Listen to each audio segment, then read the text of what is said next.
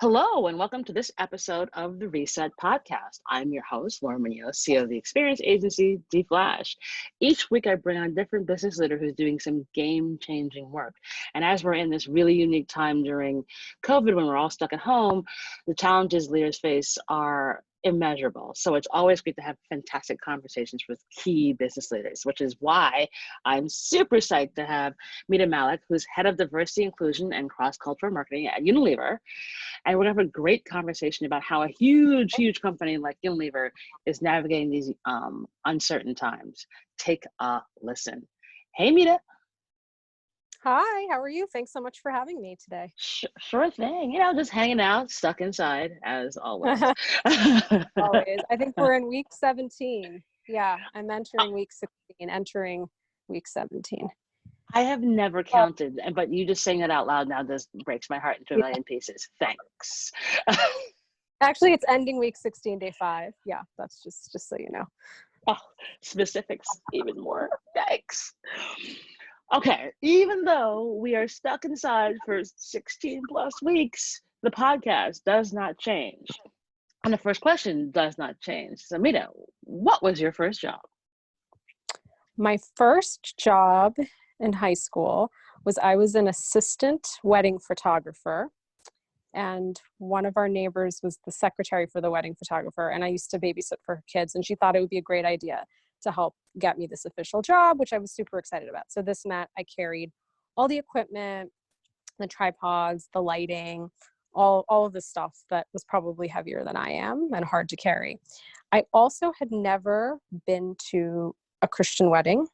I grew up Hindu. And so most of them were Christian weddings that I would attend. And it didn't end so well for me because I ended up being in a lot of the pictures because I was too busy watching what was happening.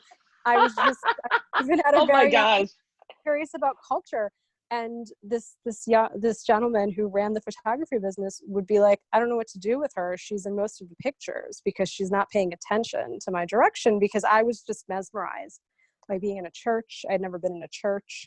I had never seen a white dress live or people going down an aisle. I was just mesmerized. So I wasn't very good at it. Hey, you learned what you weren't good at, which is really important when thinking about your career. And be like, yeah, that's cool, but not for me. So there was a good learning there. There was a good learning. Yeah, I mean, I went to a bunch of weddings and then he just stopped calling me back. So, which I never got officially fired, but I sort of Kind of got the hint. Yes. It was a great job though. It was really cool. Awesome. Sounds fantastic. Okay, so we go from bad photo assistant uh, as your first job. How do we get to be sitting here having this conversation in our virtual cocktail? What was that journey like? Well, starting at the very, very beginning, I won't start at the very beginning, but I will say as a child, I was obsessed with commercials. When people actually watched commercials, I loved going to the grocery store with my mom and looking at like the Keebler Elf and Snack Crackle Pop on Rice Krispie treats. And I was just fascinated by storytelling and marketing. And so that really has driven me all my life, the power of storytelling. And growing up in this country as a first generation Indian American, my parents are from India, and as a woman of color, I didn't see myself reflected in a lot of the stories, which I'm sure you can relate to in terms of products, stories, media, what was out there. And so that's something that's really driven me for most of, if not all of my career. And so I spent most of my career in consumer product goods. And I was asked by my CEO 4.5 years ago to take this assignment to lead diversity and inclusion and cross-cultural marketing for Unilever North America. And I hesitated because I had been a marketer my entire career. And it was my younger brother who reminded me and said, but this has always been at the core of who you are, not just as an inclusive leader, but think about all the ways in which you've led the businesses you've touched. And I was like, younger brothers, sometimes they're right. And he reminded me when I started off in Aveeno, I was fighting to include Black models for one of the first times ever in a multimedia campaign we were doing. And then I was at Avon helping create color cosmetics and was like, well, who are these products for? Because they don't show up on my skin. And then being at Unilever and helping to sign Viola Davis, who is as amazing as you would think she is, to help turn around that business for Vaseline and be our healing ambassador. So it was something that drew me my entire career. And so to take on this role and be a change maker for the company and help with our inclusion journey has just been a privilege. Wow. And, I'm sure that there's just so much. And obviously, in this very unique climate that we're in, that went from, okay, we're in the middle of a pandemic, people are losing their jobs, and then we have this firestorm of racial unrest. How, as a brand, and internally, are you dealing with all of this and like making sure that your employees are okay, and how you show up to the rest of the world? It's not easy. It's not easy at all. And the killing of George Floyd was what I would say, and many would say, was a flame that was burning in this country for many, many, many years, centuries, that just re-exploded. And so for us, it is, I mean, one of the big things I say is I enter any conversation. I enter this space, today's conversation, as a diversity and inclusion leader, as a woman of color. I identify with the Black community. I don't identify as Black. And that's an important distinction as a person of color when I enter these conversations. And one of the first things, we've been talking about at Unilever, and I've been talking about to anyone who will listen, is that it is not the job of the Black community, your Black colleagues, your Black friends, your Black employees to educate you on what is happening in this country today. It is not their job. And I think one of the things, and so it's our job as allies to go from listening, learning, to advocates, to actually making change and helping to dismantle these institutions of racism that have been embedded in our country since the foundation. And what I would say, and what recently has come to me, is if I go back to being a marketer and a storyteller, storytelling is one of the oldest human traditions. It is so powerful across nationalities, cultures, language. And most of us want to hear a story from a primary source. And in this case, I would say, at what cost do you want to continue to hear stories from primary sources? And so if I call a Black friend or a Black colleague and ask them to explain to me why Black lives matter and why all lives don't matter, what I have to understand is every time I hear that story from them, I am putting them through trauma over and over again, that they are re-experiencing trauma of an incident story that they have faced. And so to what cost do I constantly need to go to primary sources when there's so much out there to educate ourselves? And I say, if you can find the recipe for an amazing banana bread, or how to do the best messy bun on the internet, you can learn about the history of our country, the history of slavery. You can learn how to be anti-racist. That's what Google's for, right? And so I think that's the biggest thing I'm trying to really move allies on right now. That is the best explanation of how white people can get their stuff together that I have heard in quite a long time. Thank you so much for saying because it's like, it is a huge compliment. Because here's the thing, like, I mean, obviously I'm sure you probably realize, like, my emails and texts and DMs have been like, oh, Laura, I'm so sorry, help me. And for every one of those I do, I'm like, actually I'm exhausted by it all. But it's like, some of you figured out how to do sourdough starters and make banana bread and like all this stuff in your house while you're home. So you never made bread in your life beforehand. So same premise. It's like, if you can figure out the sourdough starter, you can figure out anti-racism. It's the same skill set. It's called reading and then absorbing and then doing. So, I think that's the thing that needs to happen right now, where, especially white people who are in business, have to understand that like this is a heavy burden to put on top of Black people, to sort of like not only hear your like heartbreaking sorrow of suddenly realizing that they were Black and the world is not equal, but also like asking them to fix it. It's like, yeah, it's actually not our job to fix it, it's your job. like, like we've experienced it. Yeah, I also would say at the same time, what I coach people in my, community on is that you also want to be, you also want to check in on your Black friends, colleagues, and those in the Black community. And checking in, which I often do, is just, hey, I'm thinking about you, I'm here. It's not explain to me what Black Lives Matter, or explain to me why Blackout Tuesday was a black square. There's a difference in that, right? So being a Yeah. support system and letting people know you are grieving. I can't imagine what you're going through. I'm not Black, but I want you to know I see you, I hear you, and I'm here. And then there's a distinction between that, which we should be doing, because that is just being human. And then the flip side, the other side, is when you start to call Black colleagues, Black friends, and ask them specific questions, which you can Google, to be honest. Yeah, I think good. I've said like I appreciate the check-ins, because it's nice. It is nice to hear, because and it come from all kinds of places that are so surprising. Where I'm like, wow, really? Okay, great. But I think, yeah, it's the steps in this. It's not going to be solved in 5 minutes at all, and so the idea that you can magically, this will all go away in 5 minutes is just not the move. And so instead, it's about how does this actually become meaningful and lasting change. And so for a huge conglomerate like Unilever, like what are there some initiatives that you all are sort of taking place like internally or externally to put your stake in the ground going forward? Yeah, we've done a lot over the years. I mean, one of the things that I'm really passionate about is really, you can do unconscious bias training. Everyone does that. Clearly, that's not enough.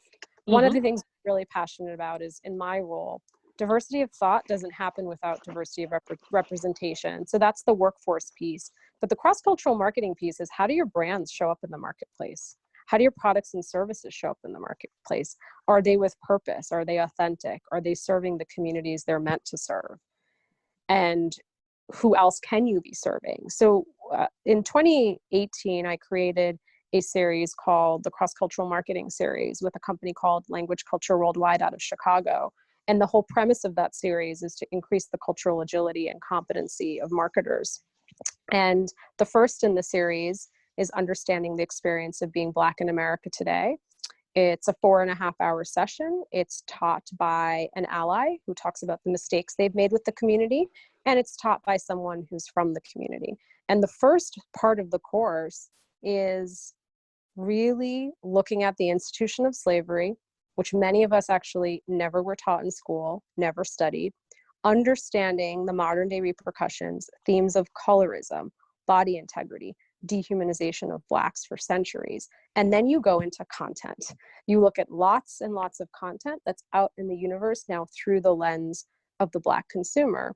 And we've done that in the series. We've done LGBTQ. We've done understanding the experience of being Latinx. Last year, we rolled out Muslim experience. We've trained over 5,000 people, both globally and locally.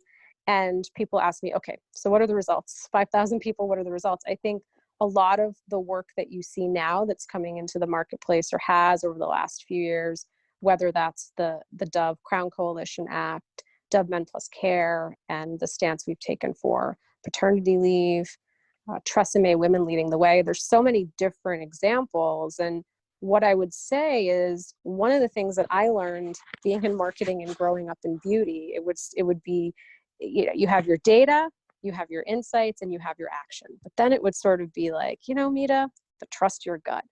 And what I would say to you is, my gut is a product of my life experiences, and that's really dangerous, because that is where bias lies. And so how do you retrain the guts of marketers? And so, of course, now during the pandemic, during COVID, a lot of the great content that we have, we're making virtual. That's one of the big things we're doing that we're proud of.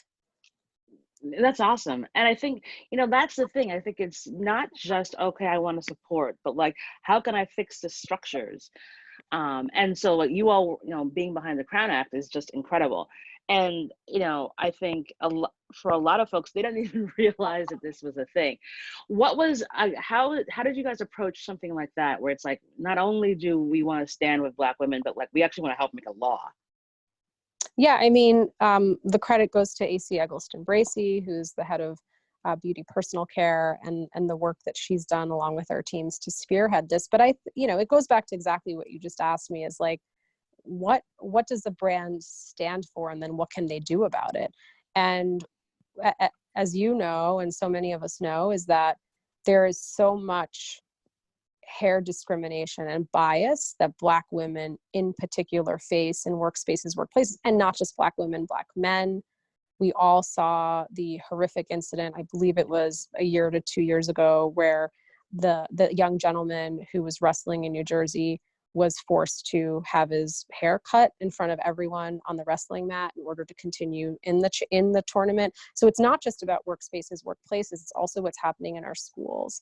And so that was something that Dove co-founded the Crown Coalition with a number of other key partners. And we've had 7 states pass legislation to make it illegal to discriminate on the basis of hair. And so there's so much education. There's the legislation piece, but so much education that also has to happen for people to understand that experience as well. Yeah, I mean, it's just insane, and it's one of those things where I think, a company like Unilever sort of bringing that to the forefront is so key, because unless you know a Black person, for a lot of people in this country, they're like, what do you mean there's hair discrimination?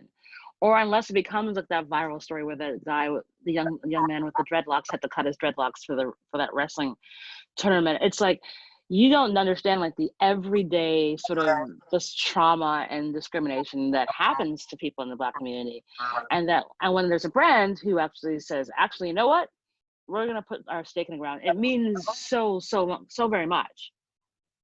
Absolutely. And I think this also becomes a big part of what an ally needs to do, is to understand and listen and grow empathy for experiences that aren't your own.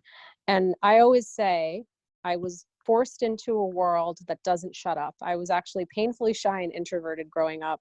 And my entire life, I knew I wanted to lead, but it was, Mita, speak louder, speak faster, stand up in front of the room. Then you're in corporate. Make sure you ask questions, make sure people know you're there, make sure you plan and replan, make sure you push.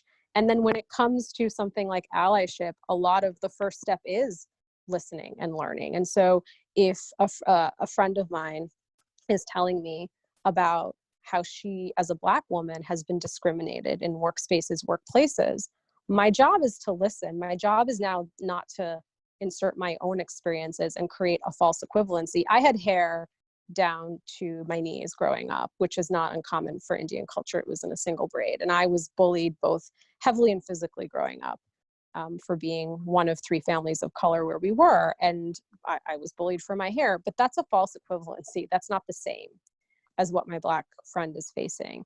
And so a job of an ally is just, if you don't understand what it means to be a Black woman in corporate America today and be discriminated on the basis of your hair, all you need to do is stop and listen if someone wants to share that experience with you, because that person is not expecting you to problem solve in that moment and to action plan.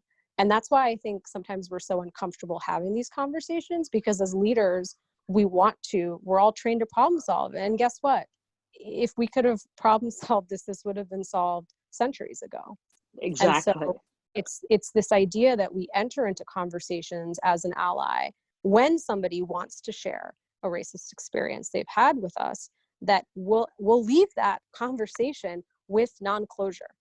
We will leave it without feeling like we have not solved anything. But the biggest thing you did was you honored that person's story and honored the truth and accepted the truth as part of your learning.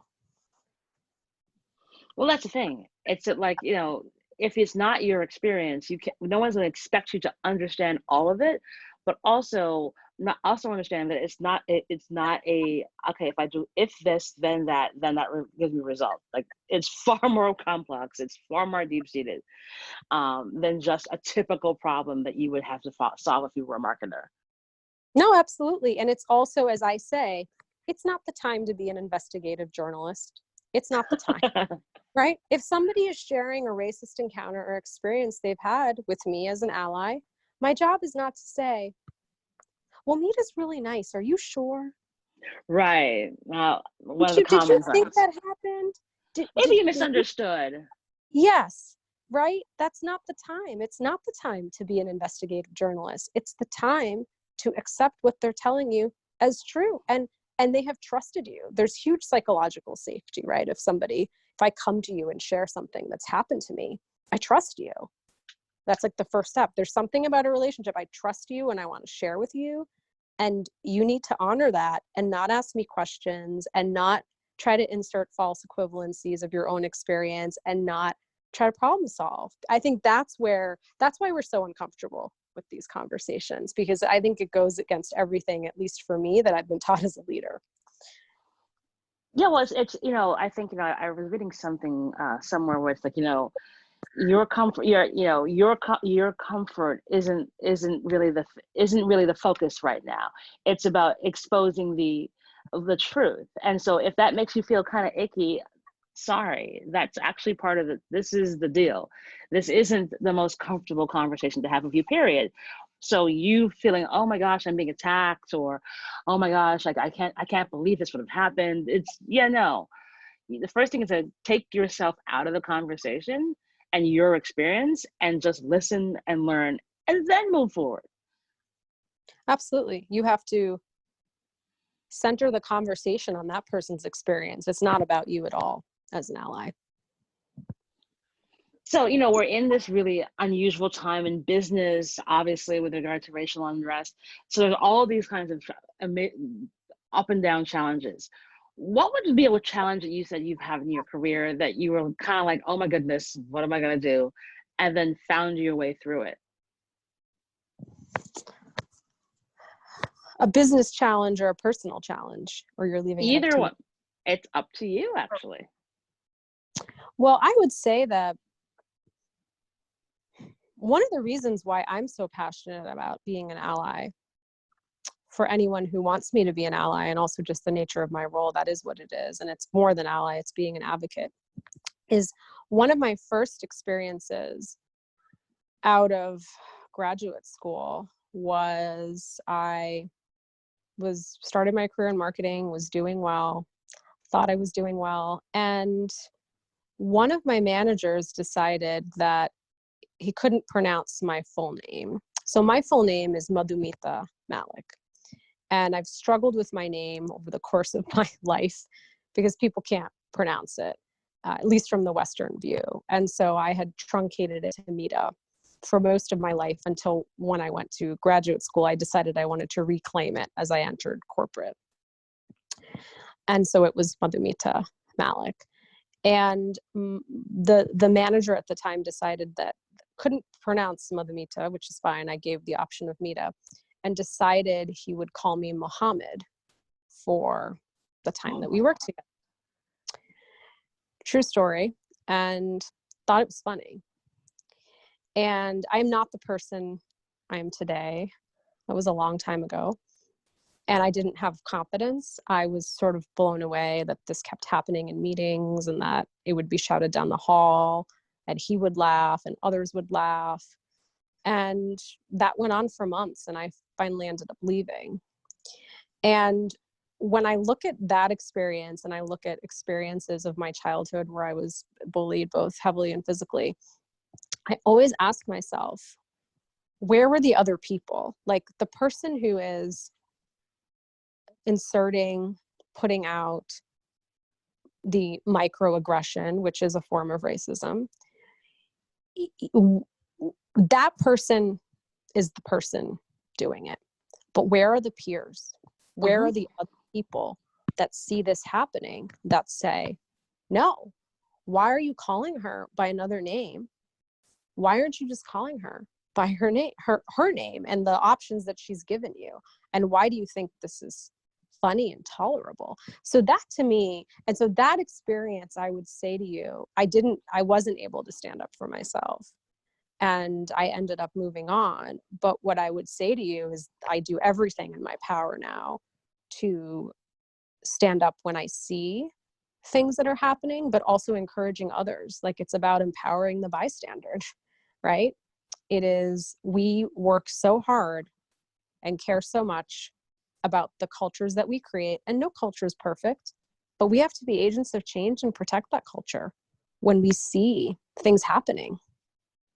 And so that, to me, that experience, along with many others, really, really continues to drive me, because I wish I could have spoken up for myself, and I didn't. And you know what? I wish someone would have been an ally or advocate for me back then. Thank you so much for sharing. That is, one, horrible, but two, lit a fire in you to never be that person. And so I think it's amazing what you've been able to turn that into, and be an incredible ally. And full disclosure, if I had been there, I'd punch him in the face for you. Well, listen, like, allies aren't perfect, right? Like, I'm not perfect. We're all human beings. Yeah, we're human. We're human. And we learn, and we're trying, right? I think, and that's what I say to allies, especially in this moment. I'm an ally for the Black community, an advocate. I'm doing the best I can. I'm running as fast as I can. We're all trying to make impact as fast as we can, and it's not fast enough. But part of it is there's the listening we talked about, there's the learning, which you have to constantly do. It doesn't end. But then it is about, when that comment is made, racist, sexist, homophobic, wherever it is, at work, at church, temple, neighborhood bar, party, anywhere, right? The bar, when we used to go to the bar. What are those? Virtual happy hour. I don't know, but you have to be the one to say something. You can't sit in silence and let it be complicit. And so there's many levels of whether you say it in person at that moment, whether you pull the person aside. There's many ways to intervene, but you can't let that go, because that is advocacy. That is being an ally. I mean, bottom line, that is being an ally. I don't understand anyhow. Folks don't understand that. Like, that's literally what this is. It's like, if you see something, I mean, it's like the New York thing. If you see something, say something. That's kind of the premise around racism, like, or sexism or homophobia. Like, you say something. Like, don't let that stand. I could tell stories for days, but like, it's, I'm always amazed when those kids who stand up for their other classmates, and you're like, okay, the future's going to be okay, because I see a culture of that shift, that the younger generation is like, okay, I do need to stand up for my classmates, or I do, like, I'm not going to put my Black friend first. I'll stand in front of them so that when the cop comes, because like, they can see it. So, and I would say to that end is that, trust your instincts. Like, if something makes you uncomfortable as an ally, you are probably right. And I will say to you, this happens many times in our life. That story I shared with you, I don't do it as often, but I rewind that in my head. And like, why I didn't say something and why I didn't stand up for myself. What I would say is, to any allies or advocates who are witnessing things, it's never too late to go back. If in the moment you didn't say something and it still is bothering you, there is still a way, I promise, for you to go back and open that conversation. And I like to lead my life thinking that 99% of people have really great intentions or good intentions. And sometimes the intent doesn't match the impact, right? And there is 1%, obviously, horrible, inexcusable behavior. An example I would give you is someone who mispronounces my name. When we got to know each other, you asked me how to pronounce my name, right? Which is wonderful, because you want to honor people's names and identity. And if someone mispronounces it, and they keep mispronouncing it. If no one ever corrected them, it wasn't necessarily intentional. And sometimes I have to be the one to say, yeah, you're mispronouncing my name, which is always awkward when they've done It's it for a awkward, right? Yeah, no, rather than friend intervening or an ally pulling the person aside and saying, hey, I don't think you meant this, but it's not Mita, it's Mita. And I've noticed in the last few meetings you've said Mita, and the person's like, oh my God, right? And maybe I didn't feel comfortable because it's my name to actually tell the person that they were mispronouncing it, right? So I think that if you can, and this is the hard part of my job, which is the hard part of anyone doing inclusion work, is helping people understand the intent versus impact and helping educate people on things that are really difficult and sometimes things they never even saw or noticed. Yeah, because they had no idea. I'm like, yeah, okay, this is okay. Now you didn't know, so but now you do. So going forward, this is how you respond. Absolutely. Absolutely. So important and so needed from so many folks. Okay, so we're in this really crazy time. It is unreal how everyone's had to adapt to a whole new world on many, many levels, on top of everything happening at the same time. How in the world are you managing your self-care? Okay, I keep joking with people. I'm going to write about this. Please don't ask me to put on a face mask. Same.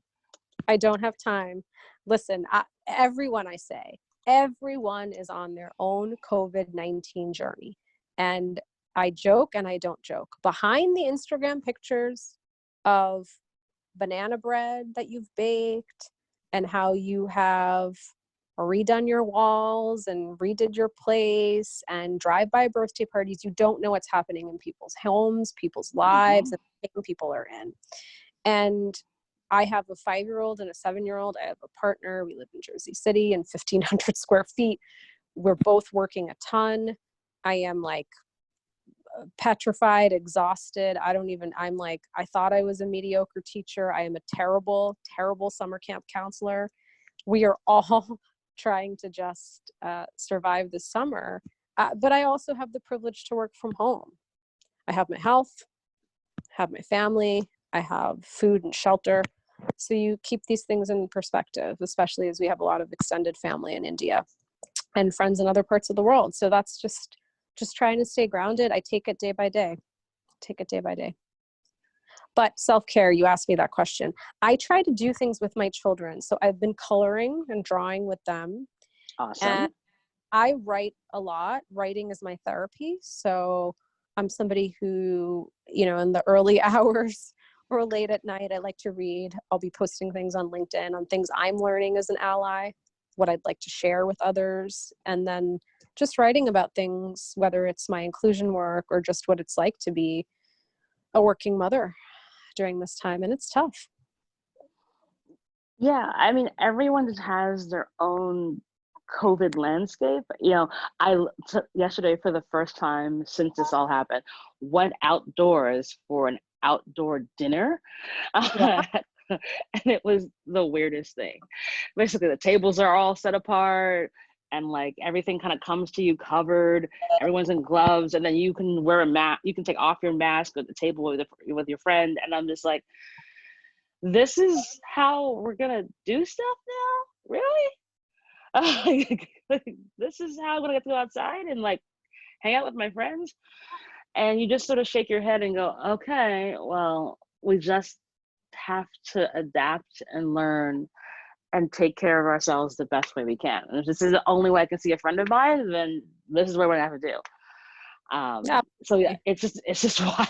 It's so wild. And if anyone gets too close, she's like, wait a minute.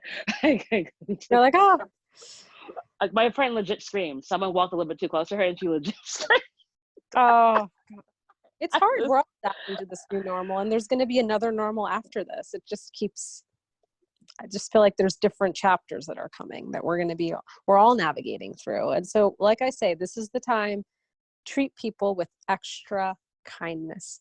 You just don't know what's happening in people's lives, and you don't know how people are handling and adjusting to all of this. My view, as we've talked about, I talk a lot about being a working mother with 2 young children. And there are many people who are alone right now.